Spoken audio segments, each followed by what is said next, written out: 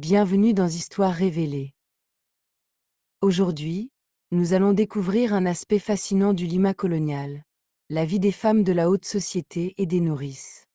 À Lima colonial, les femmes de l'élite attachaient une grande importance à leur apparence et leur statut social, et beaucoup choisissaient de ne pas allaiter leurs propres enfants. Elles faisaient plutôt appel à des nourrices, pour la plupart afro-péruviennes ou de descendance africaine mixte, issues de milieux modestes. L'engagement de nourrice n'était pas seulement une pratique sociale, c'était un symbole de prestige. Les maisons riches publiaient parfois des annonces dans les journaux locaux, précisant les qualités recherchées chez une nourrice, santé, robustesse et caractère, montrant ainsi les hiérarchies raciales et sociales de l'époque. Au cours des premiers mois de la vie d'un enfant, ces nourrices passaient la majeure partie de la journée dans les maisons des élites, nourrissant les bébés à plusieurs reprises.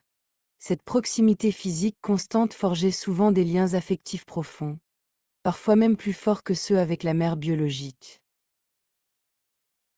Certains récits contemporains indiquent que ces femmes influençaient de nombreux aspects de la vie des enfants, des berceuses quotidiennes aux habitudes culturelles, une forme d'influence informelle mais durable.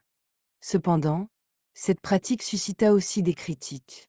Certains observateurs médicaux et sociaux de l'époque s'inquiétaient des conditions d'hygiène des nourrices, qui provenaient souvent de quartiers pauvres avec des standards sanitaires perçus comme inférieurs. Les critiques remettaient en question la logique de confier des nourrissons vulnérables à des nourrices venant d'environnements considérés comme malsains, simplement pour épargner aux mères de l'élite l'effort d'allaiter.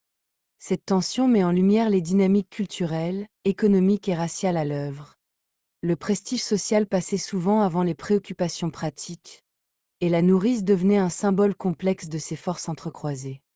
La vie de ces nourrices se déroulait entre deux mondes très différents. Le jour, elles restaient à l'intérieur de la ville fortifiée, parmi les palais, les églises et les maisons élégantes. Mais l'après-midi, elles franchissaient les portes monumentales et retournaient dans les faubourgs, là où vivaient leurs familles et leurs communautés.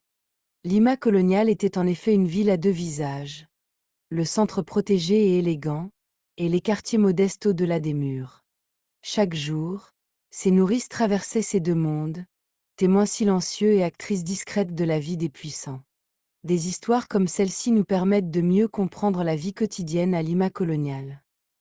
Si vous voulez découvrir plus de secrets et de curiosités de notre histoire, découvrez mon livre sur le premier médecin afrodescendant du Pérou.